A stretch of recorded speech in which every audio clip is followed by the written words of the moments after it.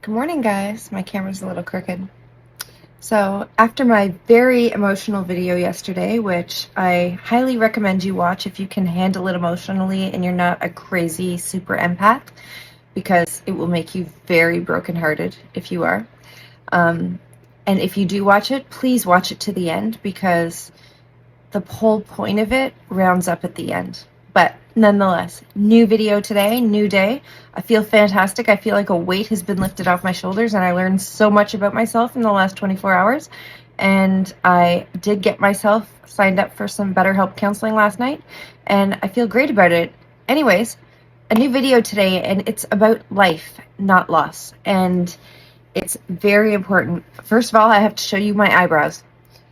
Do you see the difference? Look at this. Pretty good for a girl with no hair. I have no hair on my eyebrows. Like, none. It's like I shaved my head. It's just starting to grow back and it's like prickly. I have no hair. But I learned this trick online yesterday and holy hell, it looks like I got hair. Anyway, had to show you. So here we go. There is a phenomenon that happens in society, and it is where people will stand back and watch something awful happen to somebody else, and unless one person steps in and gets involved, everybody else will continue to stand and watch because they're afraid of doing the wrong thing. It's not out of malice or out of bad intention, it's because they're afraid of doing the wrong thing. And this happened in, I believe, the 1800s. A whole bunch of people reported hearing from their apartment buildings a woman in the streets getting attacked and assaulted, and I can't say the way she was getting assaulted because online video YouTube will take down my video, unfortunately, which is a disgusting thing because that's real life and that's what happens in life.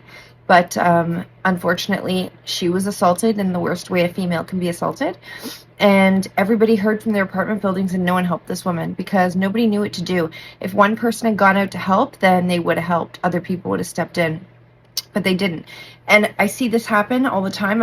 Not all the time, but I've seen this happen at least on 10 occasions where someone has had a heart attack in the street. And I will see 10 to 15 people standing in a group waiting for the ambulance, watching, like on their cell phones, calling 911, saying, we need an ambulance, we need an ambulance. But no one's doing CPR because no one is confident in their CPR skills and they're not sure they know how to do it. Well, let me tell you something, guys. You can't get more dead. You just can't get more dead. Once you're dead, you're dead. And it can't get worse than that. So there's no bad CPR. And let me tell you, as a healthcare provider, when your heart rate gets to a certain low level anyway, and if you're wrong and their heart isn't stopped, but it's to that such a slow level that you can't find it, and it's that weak, we do CPR anyway. So we will do chest compressions and we will shock them. And we will give them medications to increase their heart rate and start their heart and get their heart kicking again, because that slow heart rate isn't enough to circulate blood to their vital organs and to their brain, being their cardiovascular system and their brain. So there's no such thing as bad CPR. Always get in there, be the first one, and all of a sudden, and CPR isn't a one-person job. You can't do it. If you've ever done it, it's exhausting. You probably got a minute and a half, 2 minutes of real CPR, effective CPR, before someone else has to take over. So you want other people to jump in, and they'll jump in when you jump in. They'll see you sweating and panting and not be able to breathe, and they'll say, here, let me take a turn. And they won't be scared anymore because they see you trying it. CPR is my example, but this works in life with multiple situations. The guy asking for change in front of the store, no 50 cents is going to make his life any worse today. It's not going to contribute to him having less of a breakfast the next day or less of the beer that he might need so he doesn't go into DTs and have seizures that can kill him. So because he doesn't have an OHIP card, because he can't get an address, so he can't get the medication he needs to actually stop drinking. So he actually has to drink if he wants to live. And everybody thinks, oh, I'm not giving him this money because he's going to go buy alcohol. Well, sometimes, unfortunately, without alcohol, people will die. So without an address, without a permanent address, without the proper documentation, you can't get social assistance, you can't get drug benefits through Trillium or through any social benefit program, and you can't get the medication you need to safely stop drinking alcohol without having a heart attack and dying. Okay? So there's a fact for you. So don't judge where your money's going. Every 50 cents counts. And the same counts for anyone who is emotionally distraught or needing serious emotional help on the street. It always takes someone to stop and say, hey, are you okay? What's wrong? What's going on? What can I do for you? It takes somebody to stop and help. And you'll see other people will stop and say, hey, what's going on? Can I help? Can I help this person? What's happening? People have a pack mentality, and I made a video about this. You can refer to it. People will follow the pack. If you start and you're the leader of the pack, be the leader of the pack, because you will grow the pack. And it's the pack that makes the difference. And this goes the same for GoFundMes. There is not a single contribution of $1 that isn't going to help a GoFundMe and help change somebody's life. And particularly in my circumstance, in the GoFundMe I'm running, which will be in the link in the description below, there isn't a single dollar donation that's not going to help this family get into an apartment, and these 2 young children have a home and a place to put their clothes and make their bed and put their laundry and put their books, and to sit in a comfortable, warm environment and study with nice lighting and a place to live and a couch to sit on and furniture, and not all share one room packed together to eat and sleep and live all together at once. And I particularly worry about the 16-year-old boy who every time he walks outside his door has to walk out into prostitution and significant drug and alcohol abuse and a lot of severe, scary mental health issues, which mental health issues don't scare me because I'm a healthcare professional that's worked specifically a lot in mental health, but it would scare a 16-year-old boy, and particularly these sorts of illnesses, and it can be dangerous as well.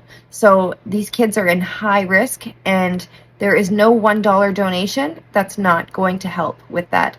And don't forget this, guys. This is my good morning lesson of Wednesday. Always be the leader of the pack. There's no bad CPR. People don't get more dead. Every 50 cents counts, and every dollar donation to the GoFundMe that I'm running is going to make a huge difference, because the more $1 people see, the less they'll be embarrassed to contribute $1. I had someone say to me, I wanted to give $2 because that's all I had, but I felt like it would be a slap in the face to donate $2. And when I talked to Mom about that, she almost cried. She's like, oh my God, if everybody gave $2, if people gave 50 cents, she's like, I'd be so grateful. And for those who have donated, especially like anyone who's donated, but a really close girlfriend of mine who I haven't talked to in years donated, and I saw her name on there and I almost cried. Like, I'm so heartwarmed, and you know who you are, and I will reach out to you because I love you for it, and we haven't talked in years, and you followed me and you donated, and you work hard for every dollar you have, and I know it, and I know your life. So I'm really, really impressed for everybody who sacrificed of themselves to give. So far, I'm really proud of. But guys, in every situation, be the leader of the pack, and that's a way to start momentum. And I've got to make more videos on momentum, because momentum, I think, is the whole power and the energy of life, of living. There's good momentum, there's bad momentum, there's momentum that can slow you, and there's momentum that can move you forward. And I think everything comes down to momentum. And that's just my physics take on things. And I've got some education in physics and at the postgraduate level, and I've really, it's something I love, I have a passion in, and momentum is physics, and you can't beat science. I always tell you that. Anyways, guys, have a fabulous Wednesday. Thanks for listening to my video yesterday. It was very emotional, it was very sad, and I did it specifically while I was driving, so I wouldn't be 100% concentrating on every word I was saying, because I wouldn't have been able to get through the video. But I got it out, and I learned so much about myself in the last 24 hours, and I have reached out to get some help, and I'm grateful for everyone who's watched and everyone who will watch, and for all of you who watch my videos every day. Mwah! Thank you so much, and have a wonderful Wednesday. See you soon.